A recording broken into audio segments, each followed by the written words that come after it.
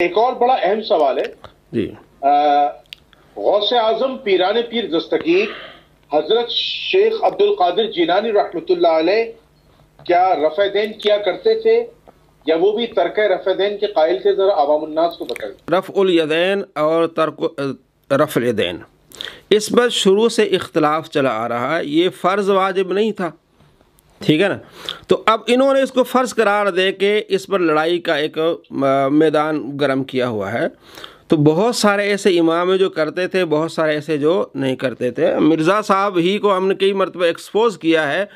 وہ ایک جملہ استعمال کرتے ہیں کہ جناب ایک بلی کی پونچھ کٹ گئی تو اس نے چاہا کہ ساری بلیوں کی پونچھ کٹ جائے، مثال دی اس نے۔ تو جب اس سے پوچھا گیا نا کہ حنفی کہتے ہیں کہ امام مالک رحمۃ اللہ علیہ بھی رفع الیدین نہیں کرتے تھے، کہتے ہیں وہ ایک بلی تھی اس کی پونچھ کٹ گئی تو اس نے کہا ساری بلیوں کی پونچھ کٹ جائے، میری طرح ہو جائے ساری۔ تو کہیں امام مالک نے نہیں لکھا کہ جناب رفع الیدین نہیں کرنا۔ جب اس کو دکھایا گیا کہ یہ امام مالک کی کتاب ہے المدونۃ الکبریٰ، اس میں امام مالک خود کہتے ہیں کہ میں ایسے رفع الیدین کو نہیں جانتا جو رکوع کو جاتے ہوئے کیا جاتا ہے یا رکوع سے اٹھتے ہوئے کیا جاتا ہے، ایسے رفع الیدین کو میں نہیں جانتا۔ اور بعد میں مان بھی جاتا ہے کہ ہاں المدونۃ الکبریٰ امام مالک رحمۃ اللہ علیہ کی کتاب ہے۔ تو ثابت ہوا کہ امام ابو حنیفہ، اور آج بھی آپ لکھیں گے مالکی نماز کا طریقہ نیٹ پہ لکھیں گے، میری ویڈیو بھی اس پر، تو مالکی جو ہے آپ کو نماز کا طریقہ بتائیں گے، اس میں رفع الیدین نہیں ہے۔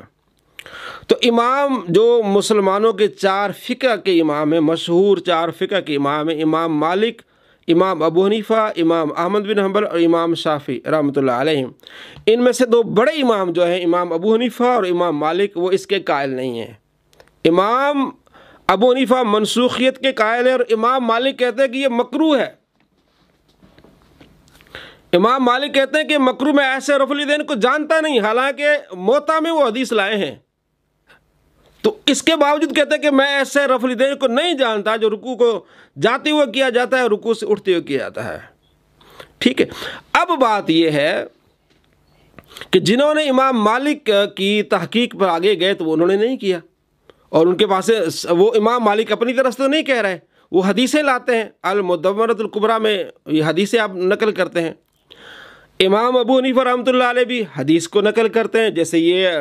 حضرت عبداللہ بن مسعود رضی اللہ تعالیٰ عنہ حضرت، اور یہ اپنی طرف سے نہیں، مصنف ابن ابی شیبہ میں روایت ہے کہ حضرت علی رضی اللہ تعالیٰ عنہ بھی رفع الیدین نہیں کرتے تھے۔ 2442 نمبر روایت ہے، یہ کتاب ہے مصنف ابن ابی شیبہ، اس میں روایت ہے 2442 کہ حضرت علی رضی اللہ تعالیٰ عنہ رفع الیدین نہیں کرتے تھے، اور اسی طرح حضرت عبداللہ بن مسعود رضی اللہ تعالیٰ عنہ کے بارے میں کہ وہ رفع الیدین نہیں کرتے تھے، صحیح روایت ہے۔ اور انجینئر محمد علی مرزا یہ بات مانتے ہیں، ان کی ویڈیو ہے، وہ مانتے ہیں کہ حضرت علی رضی اللہ تعالیٰ عنہ اور حضرت عبداللہ بن مسعود رضی اللہ تعالیٰ عنہ کے شاگرد رفع الیدین نہیں کرتے تھے، یہ مانتے ہیں، میری ویڈیو اس پر میں نے دکھایا ہے۔ اور یہ مصنف ابن ابی شیبہ میں روایت ہے 2446، اس میں لکھا ہے کہ کان اصحاب عبداللہ و اصحاب علی لا یرفعون ایدیہم الا فی افتتاح الصلاۃ، کہ حضرت علی کے شاگرد اور حضرت عبداللہ بن مسعود کے شاگرد رفع الیدین نہیں کرتے تھے۔ مجھے آپ بتائیں کیا وہ کھلی خلاف ورزی کرتے تھے اپنے استاد کی؟ کہ حضرت علی رفع الیدین کرتے ہوں اور شاگرد نہ کرتے ہوں، کیسے ہو سکتا ہے؟ انجینئر مرزا صاحب کہتے ہیں کہ جناب میرے شاگرد تو میرے اوپر جان چھڑکنے کو تیار ہیں، میرے شاگرد میرے پاس 2 گھنٹے پڑھ کے جاتے ہیں تو مجتہد بن جاتے ہیں۔ بھائی تیرے شاگرد مجتہد بن جاتے ہیں، تجھے نہیں چھوڑتے ہیں، تیرا ساتھ دیتے ہیں، تو کیا حضرت علی کے اتنے مطلب وہ شاگرد ایسے جو ہے وہ ان میں وفا ہی نہیں تھی، اتنے بے وفا تھے کہ حضرت علی کا طریقہ ہی چھوڑ دیا انہوں نے؟ کہتے ہیں سستی آ گئی ان میں، حضرت علی کے شاگردوں میں سستی آ گئی۔ بھائی تیرے شاگردوں میں سستی آتی نہیں، کہتا ہے حضرت علی کی شاگرد میں سستی آ گئی، یہ شان میں گستاخی نہیں ہے؟ تو بات یہ ہے کہ حضرت علی خود رفع الیدین نہیں کرتے تھے، شاگرد بھی نہیں کرتے تھے، حضرت عبداللہ بن مسعود نہیں کرتے تھے، اور شاگرد بھی رفع الیدین نہیں کرتے تھے، ٹھیک ہے۔ تو کوفہ میں چونکہ حضرت علی رہے اور عبداللہ بن مسعود رہے تو امام ابو حنیفہ رحمۃ اللہ علیہ نے زیادہ دین کوفہ سے سیکھا ہے، تو انہوں نے فرمایا کہ رفع الیدین نہیں ہے۔ اور مدینہ میں کون رہے؟ حضرت امام مالک، وہ بھی کہتے ہیں کہ مدینہ میں یہ عمل نہیں، اس لیے ہم نہیں کرتے، ٹھیک ہو گیا۔ اب دو امام تو بڑے امام نہیں کر رہے، اب دو امام جو ہیں، امام احمد بن حنبل اور امام شافعی رحمۃ اللہ علیہ، وہ کہتے ہیں ہمارے پاس کچھ روایات ہیں جو بخاری مسلم میں جس میں کرنے کا حکم ہے، تو وہ اپنی تحقیق کے مطابق کہتے ہیں کہ ہمیں کرنا ہے۔ ان کی تحقیق، دو بڑے اماموں کی تحقیق نہیں کرنا، وہ اپنے حساب سے، کیونکہ وہ فرض واجب تو ہے نہیں،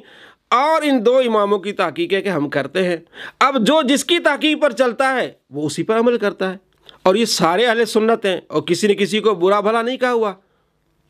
کسی نے اس بارے میں کسی کو۔ تو اب چونکہ شیخ عبد القادر جیلانی رحمۃ اللہ علیہ فقہ حنبلی سے تعلق رکھتے تھے، فقہ حنبلی کو انہوں نے پروان چڑھایا، اور اپنی کتاب، جو آپ کی کتاب ہے غنیۃ الطالبین، ایک فقہ حنبلی کا ایک دیباچہ ہے۔ ابتدائی طور پر جتنے مسائل ہیں، وضو کے 10 فرائض انہوں نے لکھے ہیں، قرآن میں کتنے 4 ہیں نا، تو وہ امام احمد بن حنبل رحمۃ اللہ علیہ کی فقہ کو فالو کرتے ہوئے تو انہوں نے رفع الیدین کا ذکر کیا ہے۔ اور اگلی بات نہیں پڑھتے، انہوں نے یہ بھی کہا ہے کہ ہاتھ جو ہے نماز میں ناف کے نیچے باندھنا ہے، وہ آدھا کھا جاتے بھئی وہ بھی تو بیان کرو، اور وہ یہ بھی بتاتے ہیں کہ قبر پہ کھڑے ہو کے آپ اذان بھی دینی ہے، اور یہ بھی کہتے ہیں کہ 15 شعبان کو آپ نے عبادت بھی کرنی ہے، وہ یہ بھی کہتے ہیں کہ وسیلہ بھی لینا ہے۔